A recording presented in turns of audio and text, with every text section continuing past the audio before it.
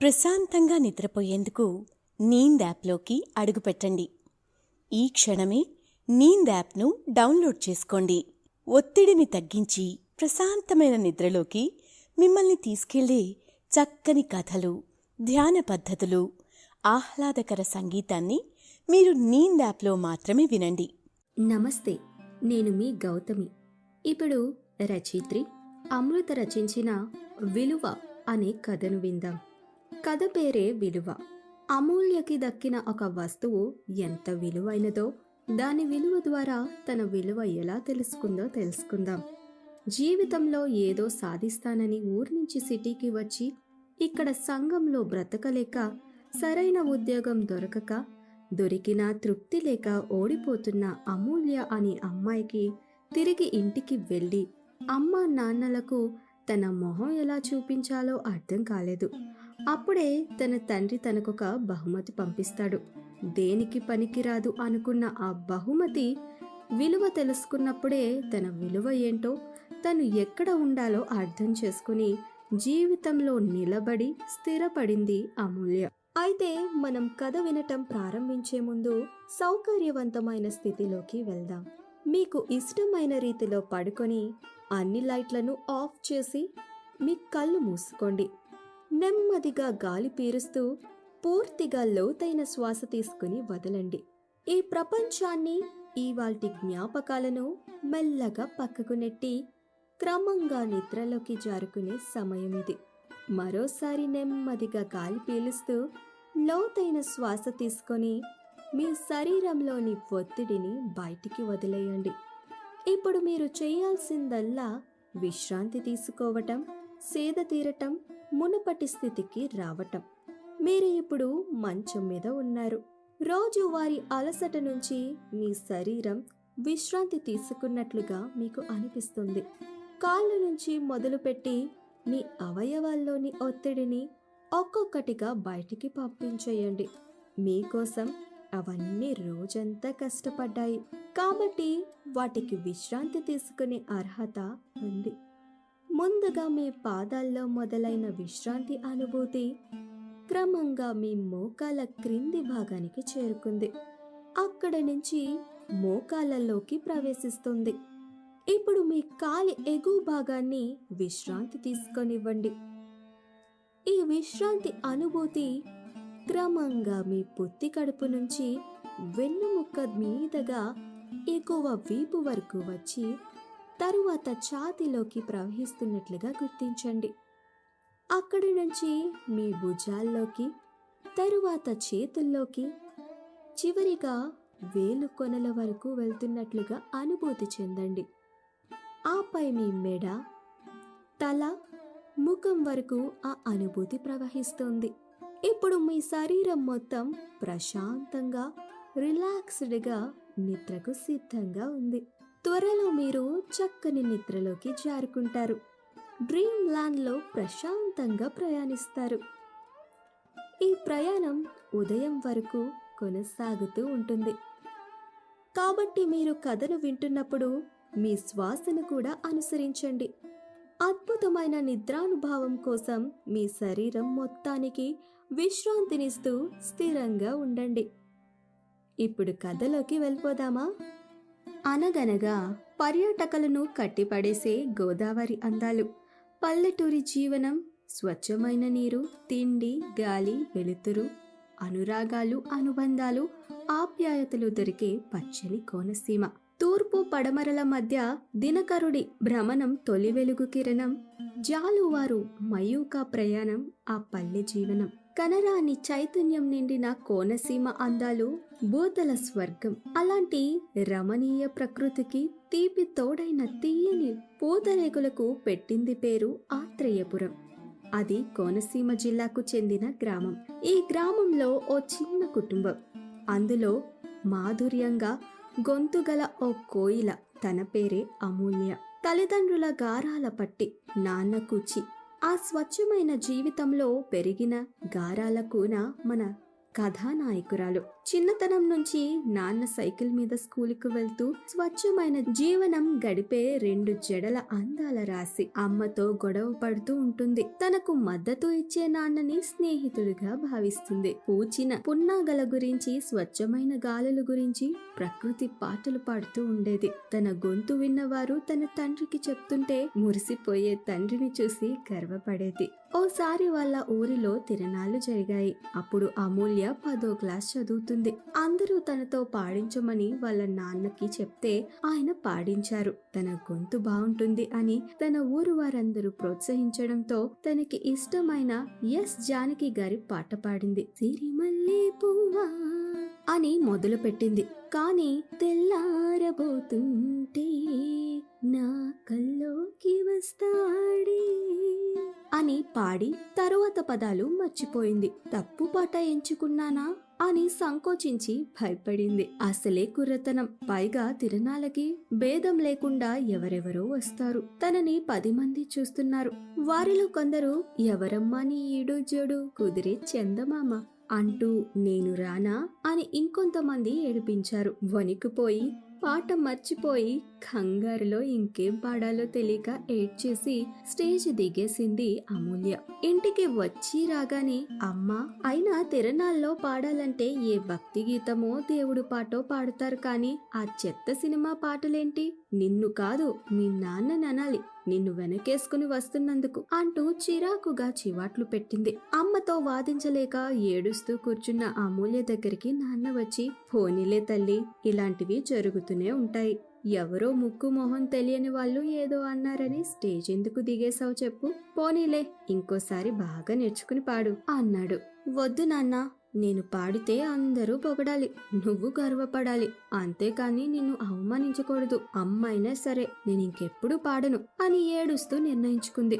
ఏదో చిన్నతనం, 2 రోజులు ఏడ్చి మర్చిపోతుంది అనుకున్నాడు నాన్న. కాని ఆ సంఘటనతో పాటలు అంటే ఎంత పిచ్చి ఉన్నా ఇంకెప్పుడు నలుగురు ముందు పాడలేదు. అదేంటి తల్లి, పాడకపోతే ఎలా? ఏదో ఒక రోజు ఎస్ జానకి గారిని కలిసినప్పుడు ఆవిడ పాడమంటే భయపడి వణికిపోతావు. అందుకే నలుగురు ముందు పాడటం అలవాటు చేసుకోవాలి, అప్పుడే ధైర్యం పెరుగుతుంది అని ప్రోత్సహించాడు నాన్న. ఏంటి నాన్న నువ్వు నా చేత పాడిద్దామని ఏదో ఒక రోజు ఎస్ జానకి గారు అడుగుతారు అంటున్నావు? ఆవిడసలు ఎక్కడుంటారో, నన్ను ఎందుకు కలుస్తారు అని నాన్న మాట తీసి పారేసింది. అలా కొన్నేళ్లు గడిచాయి. అమూల్యకు పెద్ద కోరికలుండేవి కావు. కానీ తను బాగా చదువుతుంది కాబట్టి చదివిద్దామనుకున్నాడు నాన్న. నీకెందుకా చదువు, ఇంట్లో పనులు నేర్చుకోక అంది అమ్మ. వేరే ఊరు వెళ్లి ఉండి అక్కడ మనుషుల్ని కూడా తెలుసుకో అనేసరికి కంగారు పడింది అమూల్య. లేదు నాన్న, ఇక్కడే ఉంటాను, ఏదో డిగ్రీ చేస్తాను, అంతంత దూరంగా మిమ్మల్ని వదిలి వెళ్లాలని నాకు లేదు అంది అమూల్య. ఆయన మీ నాన్న సిటీ పంపుదాం అనుకుంటున్నారు, నీకు ఆ సిటీ లోకం పడదు. సిటీలో ఉన్న నా తమ్ముడు కూతురే నిన్ను ఊరిదానిలా చూస్తుంది, ఒకరితో అనిపించుకోవడం ఎందుకు, ఇక్కడే హాయిగా ఉండక అంది అమ్మ. మీ అమ్మ మాటలు పట్టించుకుని ప్రతిసారి జీవితంలో ఎదగకుండా ఆగిపోతున్నావు. ఇప్పుడే నువ్వు పెళ్లి చేసుకోనక్కర్లేదు, అసలు బ్రతకడం నేర్చుకో తల్లి అన్నాడు నాన్న. బతకడం నేర్చుకోవడం ఏంటి నాన్న, ఇప్పుడు ప్రతిరోజు నేను చేసేది ఇదే కదా అనుకుంది అమూల్య. కాని బలవంతంగా కూతురు జీవితం బాగుండాలని సిటీకి పంపాడు నాన్న. సిటీకి వెళ్లి అనారోగ్యంతో 4 రోజులకి తిరిగి వచ్చేసింది అమూల్య. అందుకే అన్నాను నీకు సిటీ చదువు ఎందుకని, ఇప్పుడు రోగం తెచ్చుకోవటానికి సిటీకి వెళ్ళినట్టుంది, ఇక నీకు చదువు అక్కర్లేదు, మీ నాన్నని అనాలి నిన్ను పంపించినందుకు అనేసింది అమ్మ. ఈసారి అమ్మ మాటలు పట్టించుకోకు అని సముదాయించడానికి రాలేదు నాన్న. ఓటమిని సులువుగా అంగీకరిస్తోంది, ఆత్మవిశ్వాసం పోగొట్టుకుంటోంది అని ఆయనకి తెలుసు. కానీ తనకి అర్థమయ్యేలా చేయటం ఎలాగో తెలియలేదు నాన్నకి. ఒక పని అనుకుంటే చివరిదాకా మొండిగా నిలబడే సహనవంతురాలైన కూతురిగా చూడాలనుకున్నాడు అమూల్యను. కానీ ఇక సిటీ చదువు అక్కర్లేదు అనుకుంది అమూల్య. మరి సంబంధాలు చూడమంటోందా అమ్మ, చూడమంటావా అని అడిగాడు నాన్న. ఎందుకో నాన్నకి తన మీద నమ్మకం ఎక్కువ. ఆ నమ్మకం నిలబెట్టుకోవట్లేదని అమూల్యకు తెలుసు. కానీ తన అసమర్థతని ఒప్పేసుకుని పెళ్లికి అంగీకరించింది. నిజానికి తను పెళ్లికి మానసికంగా స్థిరపడలేదని ఆ తండ్రికి తెలుసు. కానీ బలవంతంగా చేయించినట్టు అవుతోంది. కానీ ఆ ధైర్యం అమూల్యకే రావాలి అనుకున్నాడు. మరోవైపు భార్య పోరు వినలేక పెళ్లి సంబంధాలు చూశాడు. ఊళ్ళలో అంతే కదండి, ఆడపిల్ల పుట్టిందా దానికి పెళ్లి చేశామా అయ్య చేతిలో పెట్టామా, ఇంతే జీవితం. అక్కడ పుట్టి పెరగటం వలన అమూల్య కూడా ఇది సాధారణమని అనుకుంది. తన ఆస్తులు చూసి కొన్ని సంబంధాలు, తన అందం చూసి కొన్ని సంబంధాలు వచ్చాయి. అమ్మ మాట విని తల వంచుకునే ఆ అమ్మాయికి సర్దుకుపోవటం తెలిసిన సహజ లక్షణం. మంచి అనుకువ ఉన్న అమ్మాయి. సంబంధం కుదరటం కష్టం కాలేదు. కానీ తండ్రికి మాత్రం తన కూతురు ఏమైపోతుందో అనే బెంగ రోజు రోజుకి పెరిగిపోయింది. సిటీ అయితే నువ్వు బ్రతకలేవు, పక్కూరు సంబంధం అయితే మేము అప్పుడప్పుడు వచ్చి చూసుకుంటాము. వాళ్ళది కూడా ఉన్న కుటుంబమే. మామిడి తోటలు, మాగాని భూములు ఉన్నాయి. 7 వారాల నగలు, పొలాలు తప్ప కట్నాలేమీ అడగట్లేదు. ఈ సంబంధం ఖాయం చేసుకుందాం అని నిర్ణయించింది అమ్మ. నాన్నకు అసలు ఇష్టమే లేదు. అతను చూడటానికి బానే ఉన్నా తన కూతుర్ని చూసుకుంటాడని నమ్మకం లేదు ఆ తండ్రికి. నిండా 25 రాని కూతురు, తనకి ఏం కావాలో నిర్ణయించుకోలేని అమ్మాయికి పెళ్లి చేయటం ఆయనకి ఇష్టం లేదు. కానీ అమ్మ ఏం చెప్తే అది తేలిగ్గా ఒప్పుకునేలా అమూల్యకి ఏం చెప్పాలో ఎలా చెప్పాలో అర్థం కాలేదు. ఇంతలో పెళ్లి పనులు మొదలైపోయాయి. ఇంట్లో పనులు నేర్చుకోమని చెప్పేసరికి అప్పటికే ఊరగాయల నుంచి నాటుకోడి వండే వరకు అన్నీ నేర్చుకుంటోంది అమూల్య. పెళ్లికి ఎంత ఖర్చు పెడుతున్నారు, ఎంత ఇస్తున్నారు, అమ్మాయి ఎంత తెస్తోందన్న కొలతలు ఎక్కువైపోతున్నాయి. ఇక పెళ్లి తర్వాత మమ్మల్ని మర్చిపోతావు అన్న అమూల్య స్నేహితురాలతో పక్క ఊర్లో జాతరలకు వెళ్లి సరదాగా గడిపి వద్దాం అనుకుంది. ఆ తరువాత వాళ్ళు అన్నట్టు ఎప్పటికో ఎన్నాళ్లకు ఈసారి పక్కూరు తిరణాలకి ఓ సినిమా గాయకుడు స్టేజి ఎక్కి పాడుతుంటే అమూల్య కింద నుంచి గొంతు కలుపుతోంది. ఆ గాయకుడు కూడా గమనించాడు. తనకి ఎంతో నచ్చిన ఎస్ జానకి గారి పాటల్లో ఆకాశంలో ఆశల హరివిల్లు అన్న పాట వస్తుంటే ఫీమేల్ సింగర్ కి ఇబ్బంది వచ్చి పాడలేకపోతే అమూల్యని ఇబ్బంది పెట్టకుండా తాను కూర్చున్న చోటికే వచ్చి పాడించుకున్నాడు. ఆ ప్రకృతి పాట కాబట్టి వాళ్ళ ఊరికి తలుచుకుని పాడేసింది అమూల్య. వయ్యారి వనజల్లి దిగిరానా సందేలో రంగులెన్నో చిలికేనా. ఆ తిరణాల్లో ఈసారి అమూల్య భయపడలేదు. ఒక్కోసారి మనం కలిసే వ్యక్తుల్లో కూడా ఉంటుందేమో ఆ మహత్యం. కానీ అమూల్య సిగ్గుపడింది. స్నేహితురాళ్లతో వెళ్లిపోదామని బలవంత పెట్టింది. స్టేజ్ మీద పాడిన సినిమా గాయకుడు తన కార్డు పెట్టుకోమని సిటీకి వస్తే కలవమని ఇచ్చాడు. కానీ అమూల్యకి ఆసక్తి లేదు. పైగా పెళ్లి ఖాయమైంది అని కార్డు పడేసింది. తిరిగి ఇంటికి వెళ్లిపోతుంటే తనకి కాబోయే భర్త మరొక అమ్మాయితో మాట్లాడి వెళ్లిపోతూ కనబడ్డాడు. అతను వెళ్ళాక ఆ అమ్మాయి అతన్ని తిడుతూ కనిపించింది. స్నేహితురాల్లో విషయం ఏమిటో తెలుసుకుందామన్నారు. ఆ తిట్టే అమ్మాయి అమూల్యని గుర్తుపట్టి, నువ్వే అమూల్య కదా, ఈ నీచుడిని చేసుకోబోయే బలి పశువువి, వీడేమిటో ఇలాంటి వాడో తెలుసుకోవా, ఇప్పటికే మా ఊరిలో 2-3 అమ్మాయిల్ని మోసం చేశాడు వీడు, నన్నేదో చేస్తానని బెదిరించి వెళ్తున్నాడు, ఇలాంటి వాళ్ళకి తగిన శాస్తి జరగాలి, మరోసారి మీ వాళ్ళకి చెప్పి వీడు ఎలాంటి వాడో తెలుసుకొని అప్పుడు పెళ్లి చేసుకో అని వెళ్ళిపోయింది ఆ అమ్మాయి. అయ్యో, ఇప్పుడు ఎలాగే, కుదిరిన పెళ్లి ఆగిపోతే నిన్నెవరు చేసుకుంటారు, మగాడు తప్పు చేసినా ఆడదే ఎక్కువ నష్టపోవాలి అని జాలిపడ్డారు స్నేహితులు. తట్టుకోలేకపోయింది అమూల్య. ఏం చెయ్యాలో తెలియక ఇంటికెళ్లి జరిగింది అమ్మా నాన్నలకి చెప్పేసింది. అమ్మ విని, నాకు ముందు నుంచి అనుమానమే, మీ నాన్నని అనాలి, సంబంధం వెతికి ఊరుకున్నాడు కానీ ఏమీ పట్టించుకోలేదు, ఎవరో ఏమిటో తెలుసుకోకుండా ఎలా, అసలే చాలా ఖర్చు అయిపోయింది అంది అమ్మ.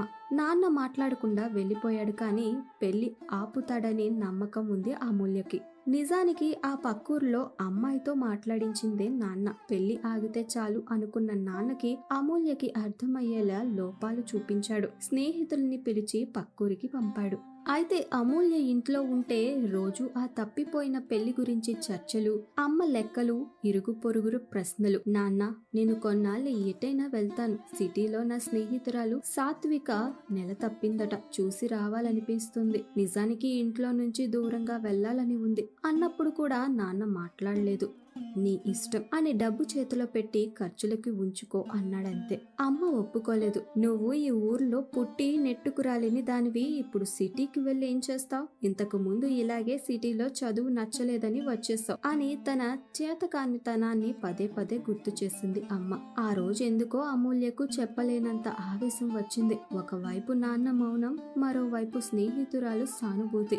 ఇప్పుడు అమ్మ చివాట్లు. అసలు నేనేమి చేయలేని దద్దమ్మనని తేల్చి చెప్పడం ఆపమ్మా. నా పెళ్లి ఆగింది, జీవితం కాదు. ఇప్పుడు నీ గోల భరించలేకపోతున్నా. కొన్నాళ్ళు స్నేహితురాలతో ఉండి వద్దాం అనుకున్నా, కానీ ఇప్పుడు చెప్తున్నా, ఓ సంవత్సరం పాటు ఇక్కడికి రాను. ఏదో ఒకటి చేస్తూ అక్కడే ఉంటాను. నన్ను వదిలే అనేసింది. నాన్న చాటుగా అంతా విన్నాడు, కాని అడ్డు చెప్పలేదు. పైగా కూతుర్లో వస్తున్న మార్పుని గమనించాడు. అమూల్య మరుసటి రోజు సిటీకి వచ్చింది. స్నేహితురాలు సాత్వికతో 2 రోజులు ఉన్నాక పక్క వీధిలో ఉమెన్స్ హాస్టల్లో పేయింగ్ గెస్ట్ గా చేరింది. ఎవరి మీద ఆధారపడకుండా ఓ సంవత్సరం సిటీలో ఉండి తనేంటో నిరూపించాలి అనుకుంది. నాన్న ఇచ్చిన డబ్బు పెట్టుకొని మళ్ళీ అడగకూడదు అనుకుంది. నెమ్మదిగా అక్కడ టెలికాలర్ పోస్టు ఉందని తెలిసి చేరింది. కానీ తన కట్టుబొట్టు చూసి అందరూ చులకన చేసేవారు. పల్లెటూరు నుంచి వచ్చిన అమ్మాయి అని, ఇంగ్లీషు రాదు అని అందరూ ఎగతాళి చేసేవారు. పైగా హాస్టల్లో తనతో రూమ్ షేర్ చేసుకునే అమ్మాయి తన ఇష్టంగా తెచ్చుకునే పూతరేకులని, తినే పదార్థాలని ఖాళీ చేసేస్తుంది. తన వస్తువులు వాడుకుంటుంది. ఆ షేరింగ్ రూమ్ ని నిమిషంలో చెత్తగా చేసేస్తుంది. కానీ అమూల్య కనీసం నన్ను మాటలతో ఇబ్బంది పెట్టలేదు కదా అనుకునేది. చదువు లేకపోయినా అమూల్యకి సహనం ఎక్కువ. ఇంగ్లీష్ రాకపోయినా తనలో సౌమ్యత ఉంది. ఒకరిని నొప్పించే మనస్తత్వం కానే కాదు. తన రూమ్మేట్ తనకి ఎప్పుడు తోచకపోయినా అమూల్యనే బయటికి తీసుకువెళ్లేది. ఆ తోడు దొరికిందని అనుకునేది అమూల్య. ఇక పని చేసే వారి చోట ఎక్కిరింపులు, వారి అమ్మ మాటల ముందు పెద్దగా నొప్పనిపించలేదు. ఇవి కాకుండా తనకు కొత్త పరిచయాలు, అవమానాలు అన్ని సాత్వికతో పంచుకోవాలి అనుకునేది. కానీ అసలే కడుపుతో ఉన్న అమ్మాయికి ఇవన్నీ చెప్పడం ఎందుకని తనలో తానే దాచుకునేది. టెలికాలర్ ఉద్యోగం చేస్తుండగా సేల్స్ గర్ల్ కోసం ఓ చీరల షాపులో వేకెన్సీ చూసి చేరింది. అక్కడ తన మంచి గొంతుతో, చక్కటి స్వభావం, మంచి పలకరింపుతో కస్టమర్లని ఆకట్టుకునేది. ఆ షాపు యజమానికి తక్కువ సమయంలోనే అమూల్యపై నమ్మకం వచ్చేసింది. ఆయన కాస్త పెద్దవాడు.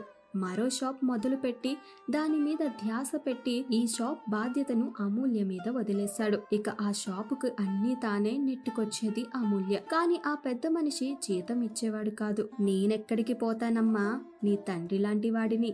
నాకు కాస్త డబ్బు ఇబ్బందిగా ఉంది. పైగా నీలాంటి కూతురు పెళ్లి అన్నీ ఓ నెలలో సర్దుకుంటాయి.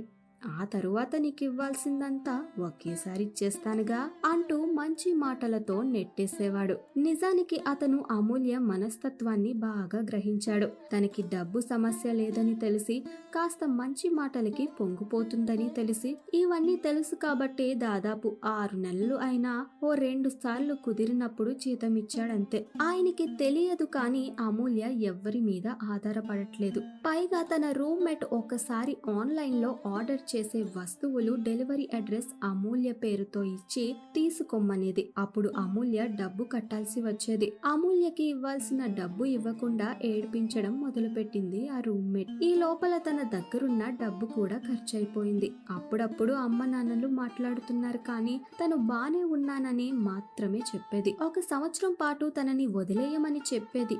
కానీ తనకు తెలియదు, తన తండ్రి తన స్నేహితురాలు సాత్వికకి తరచుగా ఫోన్ చేసి తనని ఓ కంట కనిపెట్టమని చెప్తునేవారు. ఎన్నాళ్ళీ సేల్స్ ఉద్యోగాలు? నీకు మంచి గొంతు ఉంది, బాగా పాడతావు కదా, ఏవైనా ప్రయత్నాలు చేస్తావా అని అడిగింది సాత్విక. ఎందుకిప్పుడివన్నీ? ఆ షాప్ పెద్దనాన్నగారు చక్కగా పలకరిస్తారు. నన్ను ఎంత నమ్మకపోతే ఆయన షాప్ నన్ను చూసుకోమని వదిలేస్తారు చెప్పు అంది అమూల్య. కానీ ఆ మంచి మాటలు కడుపులు నింపవు కదా అమూల్య. ఇలా ఎన్నాళ్ళు? ఊళ్ళో అంత ఆస్తి ఉండి ఇవి నువ్వు పడాల్సిన అవస్థలు కావు. పోనీ మీ నాన్నకి చెప్పి డబ్బు అడుగు, బీటెక్ పూర్తి చెయ్యి. లేదా వీధికి ఒక స్పోకెన్ ఇంగ్లీష్ సెంటర్ ఉంది, కాస్త మంచి ఇంగ్లీష్ మాట్లాడితే మంచి ఉద్యోగాలు వస్తాయి అంది సాత్విక. చూద్దాంలే, సంవత్సరానికి ఇంకా కొన్నేళ్లు మిగిలున్నాయి కదా, ఈ లోపల ఈ షాప్ పెద్దనాన్నగారు డబ్బు ఇచ్చేస్తే ఆ క్లాసులో నేనే చేరవచ్చు. నాకు ఇంగ్లీష్ నేర్చుకోవాలనుంది. మా నాన్నని డబ్బు అడగటం నాకు ఇష్టం లేదు. ఎన్నోసార్లు ఎన్నో సందర్భాల్లో ఆయన తెలిసి తెలియక నొప్పించాను. ఆయన అంచనాలు అందుకోలేకపోయాను అంది అమూల్య. ఈలోగా అనుకోకుండా పాపం షాప్ యజమాని తన కూతురు పెళ్లి కుదిరాక మరొకరితో వెళ్లిపోయిందని బెంగతో హార్ట్ అటాక్ వచ్చి చనిపోయారు. అమూల్యకి ఆయన నుంచి వచ్చే ఆప్యాయత, రావాల్సిన డబ్బు రెండూ ఆగిపోయాయి. పూట గడవడానికి డబ్బు లేకుండా పోయింది. ఈ స్థితిలో దిక్కు తోచలేదు అమూల్యకి. సాత్వికని డబ్బు అడగొచ్చు కానీ ఆత్మాభిమానం అడ్డు వచ్చింది. అప్పుడే అమూల్యకి ఒక ఫోన్ కాల్ వచ్చింది. రైల్వే పార్సిల్లో కొన్ని డబ్బాలు వచ్చాయని ఎప్పటిలానే తన రూమ్మేట్ కి వచ్చింది అనుకుంది. డబ్బు ఇవ్వాలేమో అని తన దగ్గర డబ్బు లేదని చెప్పిన అమూల్యతో, అమ్మా ఓ సంతకం పెట్టి ఈ 10 డబ్బాలు తీసుకో అన్నాడు రైల్వే అతను. డబ్బాలు ఏమిటో అర్థం కాలేదు అమూల్యకి. రైల్వే స్టేషన్ కి వెళ్ళింది. ఓ లెటర్ తో పాటు డబ్బాలు అప్పగించారు రైల్వే వారు. నీ అవస్థ నాకు తెలుసు. ముందు ఈ పోస్ట్ తో పాటు డబ్బు పంపుతున్నాను. హాస్టల్ అద్దె కట్టే. ఇంగ్లీష్ క్లాస్ కి వెళ్ళు. నీ రూమ్మేట్ కి నెలలు నిండుతున్న సాత్వికకి ఓ డజన్ డబ్బాలలో పూతరేకులు, చెగోడీలు నాకు తోచినవి పంపుతున్నాను. ఇచ్చే. ఈ 2 పనులు అయ్యాక బంగారు రంగు డబ్బా తెరిచే ముందు నాకు ఫోన్ చెయ్యి అని నాన్న రాసిన ఉత్తరం అది. నాన్న ఉత్తరం చూసి ఆనందంతో పొంగిపోయింది అమూల్య. డబ్బాలను రూమ్ కి మోసుకు వెళ్లి ఆయన చెప్పిన పనులు చేశాక నాన్నకి ఫోన్ చేసింది అమూల్య. ఎందుకు నాన్న ఇవన్నీ? నేనేదో చేసేదాన్నిగా. అసలు నీకు ఎలా తెలుసు? అనబోతున్న అమూల్యతో, నిన్ను ఎప్పుడూ ధైర్యంగా ఓ అడుగు ముందుకు వేస్తే చూడాలనుకున్నాను. ఇప్పుడు ఎన్నో అడుగులు వేసి ముందుకు వెళ్తుంటే ఒంటరిగా వదిలేస్తానా? నీ గురించి సాత్వికని అడుగుతూనే ఉన్నాను. నాకు తెలిసి ఇప్పుడు నువ్వు బ్రతకడం బానే నేర్చుకుంటున్నావు. నేను నిన్ను నేర్చుకోమన్నది ఇదే. నువ్వు నీకు నచ్చినట్లు ఉంటూ వాళ్ళు వీళ్ళు అనే మాటలకి స్పందించడం మానేసి నీ దారిలో నువ్వు వెళ్తున్నావు కదా, ఇదే నీలో నేను చూడాలనుకున్న మార్పు. నువ్వు డబ్బు సంపాదించడం ముఖ్యం కాదు. నా డబ్బు నీది కదా చెప్పు. కానీ నీరసపడకు. ఇప్పుడు బంగారు డబ్బాలో ఉన్న బహుమతి చూసి దాని రేటు ఎంతుందో కనుక్కుని ఓ 2 రోజుల్లో చెప్పు. హాయిగా పడుకో తల్లి అని ఫోన్ పెట్టేశాడు నాన్న. ఆతృతతో బంగారు రంగు డబ్బా విప్పి చూసింది అమూల్య. అందులో ఓ పాతకాలం నాటి యాంటిక్ గడియారం ఉంది. చేతికి పెట్టుకునేదే. ఇది నాన్న నాకెందుకు పంపినట్టు అనుకుని మరుసటి రోజు ఓ సేటు దగ్గరికి వెళ్లి దాని ధర ఎంతుంటుందని అడిగింది. ఓ 2000 ఇస్తాను తల్లి. బంగారు గడియారం కాని పాతబడిపోయింది. కరిగిస్తే ఏమీ మిగలదు అన్నాడు సేటు. నాన్నకి ఈ విషయమే చెప్పింది. ఆయన నవ్వి, సరే పురాతన వస్తువులు అమ్మే షాప్ కనిపెట్టి వెళ్ళు. అక్కడికి వెళ్లి అడిగి చెప్పు. ఓ 3-4 రోజులైనా పర్లేదు తల్లి అన్నాడు నాన్న. సరే అని అలాంటి షాపులు ఎక్కడున్నాయా అను వెతుక్కుంటూ వెళ్ళింది అమూల్య. బాగా పరిశీలించి ఆ వాచ్ విలువ ఓ 2 లక్షలుంటుందని చెప్పారు ఆ యాంటిక్ కలెక్షన్ వారు. ఆశ్చర్యపోయి వెంటనే నాన్నకి చెప్పింది అమూల్య. ఏంటి 2 లక్షలేనా? వీళ్ళు ఓ 0 తగ్గించి చెప్పారమ్మా. మొన్న మన ఊరికి ఓ పరదేశీ వచ్చి మనింటికి వచ్చాడు. ఈ పాత వాచి ఆ రోజు పడేద్దాం అనుకున్నాను. చెత్తలో ఉన్న వాచిని ఏరుకుని 20 లక్షలు ఇస్తాను అన్నాడు ఆయన. దీని విలువ నాకు అప్పుడే తెలిసింది. నీకు మంచి సమయానికి ఇద్దామని భద్రంగా పెట్టాను. ఇప్పుడు దాని విలువ నాకన్నా నీకే తెలియటం ముఖ్యం. అమూల్య ఎంత అమూల్యమైనదో నాకు తెలుసు. ఎంతో మంది నిన్ను ఈ పాత వాచి లాగానే తీసి పారేసి ఉంటారు కానీ నీ విలువ నీకు తెలీదు. మరో నెలలో నువ్వు మంచిగా స్థిరపడకపోతే మీ అమ్మే వచ్చి నిన్ను ఊరికి తీసుకువచ్చేస్తుంది. ఇక నా విషయం అంటావా? నేను అనుకున్న మార్పు నీలో వచ్చిన రోజే నువ్వు జీవితంలో గెలిచావు. కాబట్టి ఓ 1 రోజుల తర్వాత నువ్వు సిటీలో ఉంటానన్నా పర్లేదు, వస్తానన్నా పర్లేదు. ఈ 1 రోజులు మాత్రం హాయిగా ఉండు. నీ రూమ్మేట్ ని సాత్వికని బాగా చూసుకో. మన ఊరి అమ్మాయిని మనమే చూసుకోవాలి. ఆనందంగా ఉండు. మళ్ళీ 2 రోజుల తర్వాత డబ్బు పంపుతా. ఎక్కడున్నా 10 మందికి తీపి పంచుతూ హాయిగా ఉండాలమ్మా. అసలే మనది ఆత్రేయపురం అని పెట్టేశాడు నాన్న. నిజానికి విలువైనది వస్తువా?